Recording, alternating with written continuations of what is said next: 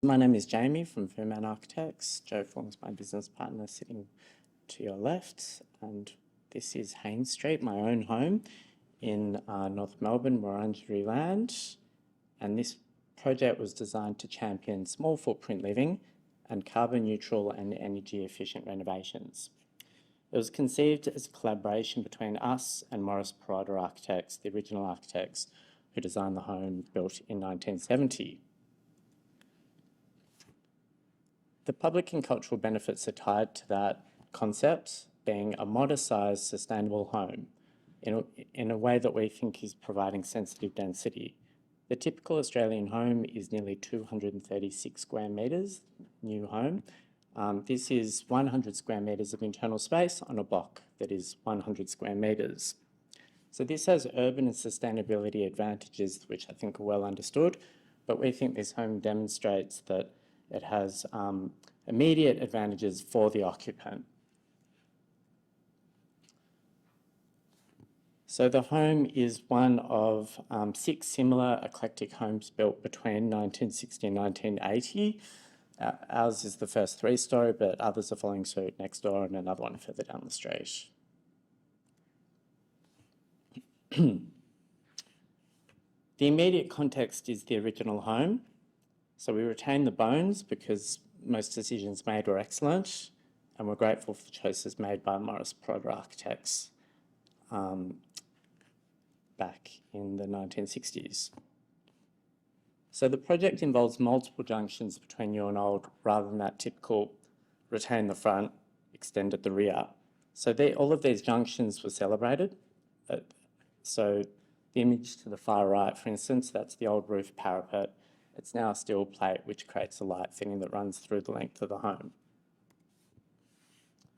And the new build involves this enigmatic top floor that sparks curiosity in the street because it looks too windowless and slightly too small to occupy. So in terms of the refurbishment of the existing home, the primary thing we did was consolidate the functions within spaces. So this was previously 2 rooms, it's now consolidated into 1, it's far more functional. I won't spend too long on the floor plans, but the bathroom and laundry, these were too cluttered. You can see how the kitchen and dining room was split, creating a dark dining room and a kitchen that was too small. So these were consolidated, the kitchen and dining, and small moves like reducing the walls to either side of the stair meant that the living room had more place to sit. Upstairs, the 2.4 by 4 metre bedrooms accommodate queen-size beds for reconfiguring the joinery. And this is what's on top. So you can see how we have prioritised light over space. There's a setback to the west which permits light down to the bathroom below through a down-blind roof. And we took it off the north boundary because that rooftop deck needn't be any bigger than we designed it. And that improved what we think improved the overall appearance of the home from the street. So that is the new addition. That's the extent of it. There's a bedroom that faces south towards the city, an ensuite, and you can climb onto that rooftop deck. So the section kind of illustrates the complexity of providing a really simple form on top of the complex, all the step levels of the existing building. And you can see how much higher the deck 14 needed to be in order to get on top of the bedroom at 7. That's the old roof form. So being my own home, I was on site every day, and this opened a whole lot of opportunity for working with trades. And for instance, this was day 1. And I got this idea from the trades on site, was a method of getting concrete under the house was through the air vents via the neighbour's property so that I can have storage under the living room.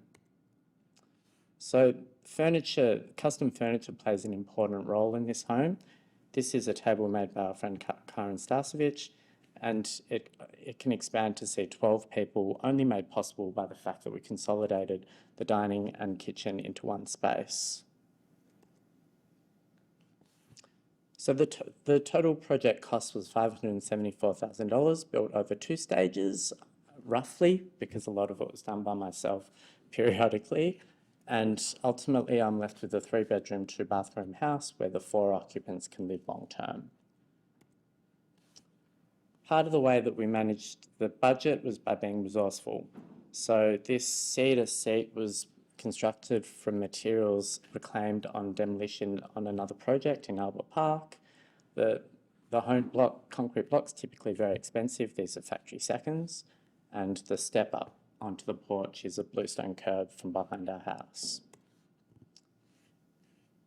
The checklist is completed so you can look to more detail, but in short, it's a carbon neutral project and a net electricity exporter.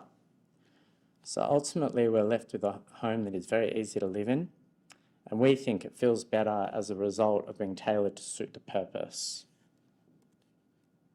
It's big enough to entertain in the living and dining room.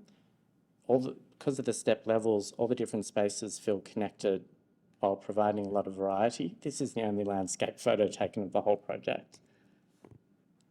The setback from the top floor permits light into the lower bathroom, and that sink is also the laundry trough and was the baby bath for 2.5 years.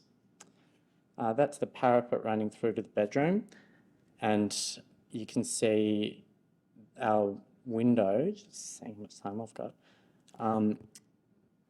You can see our window, the ventilation is taken from the bottom, and there's a secure screen behind that, which means our children can open the window without any door hardware, and it's secure and it leaves the top window open for views out towards the city via the deciduous trees on Harris Street. My dog features heavily on all our projects. The joinery and furniture works hard in this project as it must on all small builds. That drawer unit, that's the bed head, and it also provides privacy as you ascend the stairs towards the bedroom. The bathroom is 1350 wide and is a beautiful space to occupy primarily because of this view out towards the rooftop deck, which contains this bath. So the bath on the roof is a result of constraints. There was nowhere inside that the bath could fit, and ultimately it's much better as a result and used much more frequently. The kids are in it most days, and the parents are much happier to supervise in this outdoor space than in the bathroom. It should also be noted that to protect that north glazing, all we needed was a $40 shade cloth from an army disposal store. The other fun element is that this is facing the street. So that enigmatic box at the top, when you get to the top, it's revealed as this space on top, which is sort of a nice surprise for visitors. And that's pretty well timed because that is the last slide.